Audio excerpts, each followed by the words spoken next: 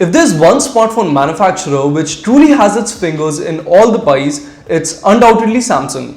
Now, this year alone, the Korean giant has launched a flagship killer, a premium mid-ranger, and now has come up with this. So this, my friends, is the all-new Samsung Galaxy M31, which comes as a successor to the Samsung Galaxy M30s launched last year. Now, I know you have a lot of questions about this smartphone, so sit tight as I answer them all in this review.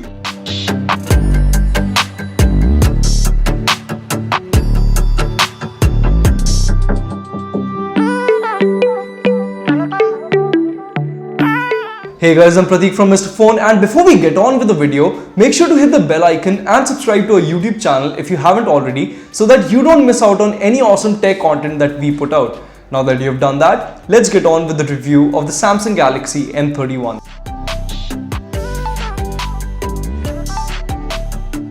In terms of design, the Samsung Galaxy M31 does very little to differentiate itself from its predecessors.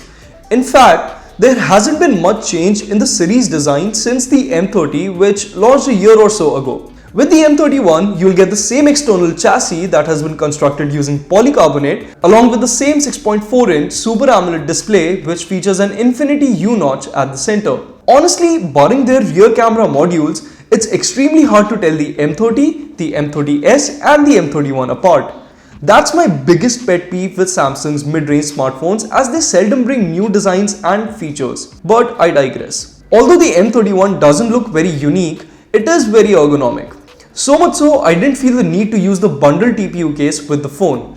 The curvy back allowed me to grip the phone perfectly, and the chamfered edges didn't bite into my palms or my thighs when I'd stored away the phone in my jeans. And I'm sure a lot of you are wondering if the phone is too heavy to use. Well, despite packing a 6000 mAh battery, the smartphone is on the lighter side and tips the scales at just 185 grams. And that's not the only benefit of going the polycarbonate route. The handset is more sturdy compared to all glass offerings too, and your heart won't skip a beat on the off chance you drop the phone on concrete.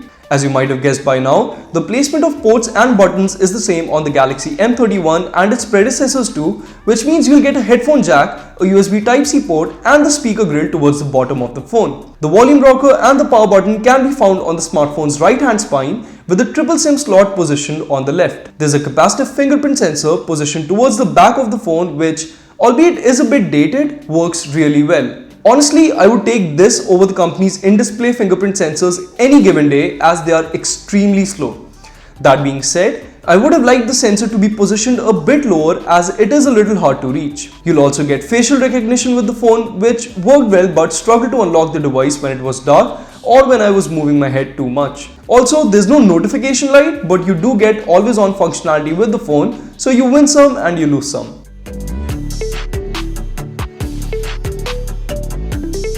If I've said it once, I've said it a million times before. Samsung makes some of the best smartphone displays, and the M31's panel is no exception to this. The display is bright and vibrant thanks to its Super AMOLED tech, measures in at 6.4 inches and offers a Full HD Plus resolution.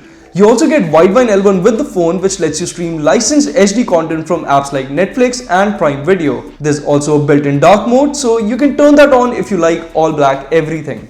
Moreover, you can also calibrate the display to your liking by choosing between natural and vivid mode and fine-tuning the panel's white balance. There's really not much for me to say here, so rest assured, if you're a movie buff, then the Galaxy M31 will not disappoint you.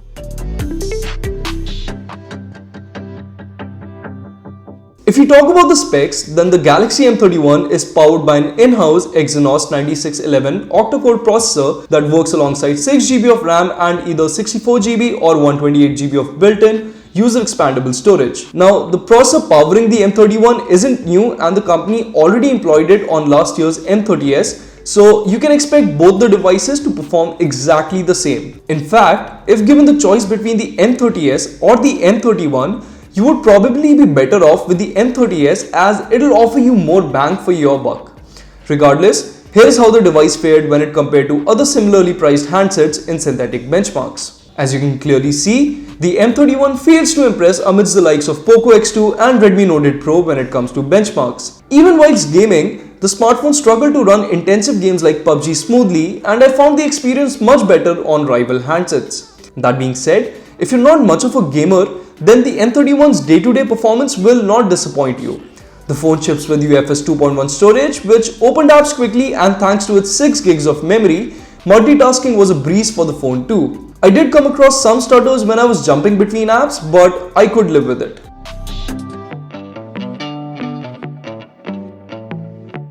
The Samsung Galaxy M31 is backed by a quad camera setup at the back comprising a 64 megapixel main sensor, an 8 megapixel ultra-wide shooter with 123 degrees field of view, a 5 megapixel depth sensor and a 5 megapixel macro lens, which will let you get as close as 4 centimeters to a subject.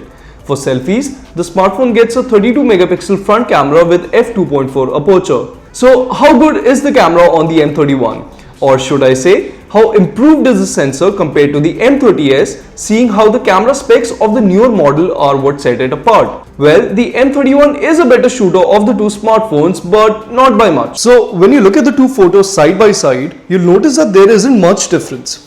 Even if you zoom into the standard shot, you'll find similar sensor details and the dynamic range of the two photos to be on par too. The only two differences I noticed in the shots I took with the M30s and the M31 were, firstly, the M31 clicked more punchy photos, and secondly, the high-res shot on the M31 is slightly sharper and more detailed thanks to its 64 megapixel sensor. Let's start with the daylight shots, wherein the M31 managed to click excellent images with punchy colors and good contrast, typical from a Samsung phone. The sensor details were on par with the competition and the dynamic range was spot on too, especially in photos where the subject is in the direction of the sun. Take the shot of the building being constructed for instance. Even with the sun shining bright, the composition looks brilliant and the device has done a good job of bringing out the details from the shadows too. Barring that, the 64MP photo looks really good. The colors, albeit oversaturated, look tasteful and the details in the photos do increase quite a bit. Here's an example. If you zoom into the balcony with the brown carpet in the standard shot, you won't see as many details on the carpet as you would if you were to zoom into the high-res shot. Coming to the ultra-wide sensor, well, it works, but I wasn't awestruck by its photos. While I could capture more of a scene, the edges of the photos were blurred and had noticeable barrel distortion too. Same goes for the macro sensor as well, which can get you good photos, but only if you don't move a muscle when you're clicking close-ups. Something that's humanly impossible if you ask me. Thankfully, for someone like me who clicks a lot of selfies on a day-to-day basis, the M31's new and improved 32 megapixel front camera is a godsend. I'm talking crisper photos with good skin tones and a fantastic software-driven portrait mode which managed to cut a clean bokeh around my face. The low-light shots from the selfie camera, on the other hand, are honestly not very good. Even with the screen flash functionality enabled, the photos turned out really dark and lacked details. Same goes for the rear camera's low-light prowess too.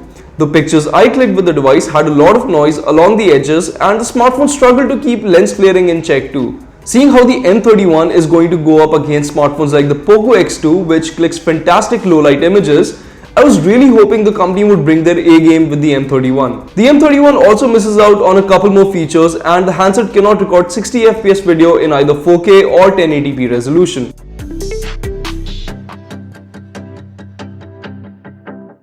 The Samsung Galaxy M31's claim to fame is its massive 6000 mAh battery. The smartphone is easily a 2-day phone for moderate users, and even if you push the device to its limits, you will still be able to make it through the end of a workday completely. During my usage, which included using apps like WhatsApp, Telegram, Instagram and Snapchat along with some sessions of gaming and streaming videos off of Netflix, the smartphone was consistently getting me close to 7 hours of screen on time.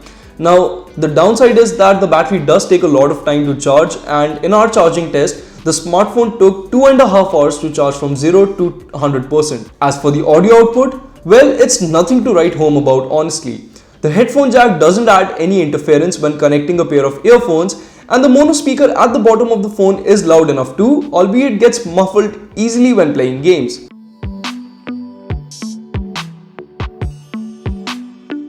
The Samsung Galaxy M31 boots the company's One UI 2.0 on top of Android 10. The fact that the smartphone boots the latest version of Android instantly gives it brownie points. As for the custom skin, I really like what the company has achieved with One UI 2.0. Features like dark mode and navigational gestures are available on the M31 along with the company's all-new AI features which debuted on the Galaxy A51 I reviewed a while back.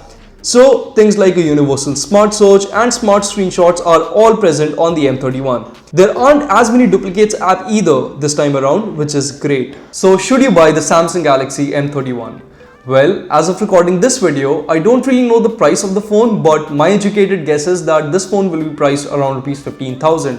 Now for the price, it has quite a lot of good things going for it, including and not limited to its insane 6000 mAh battery, which I mean if you're going to buy this phone then you should all but throw away all of your power banks because this is a battery beast and will last even the most hardcore smartphone users at least a full day. Secondly, the rear camera setup on the smartphone is not all that bad, and 9 times out of 10 you'll be able to walk away with a very good looking photo, especially if you're shooting during the day.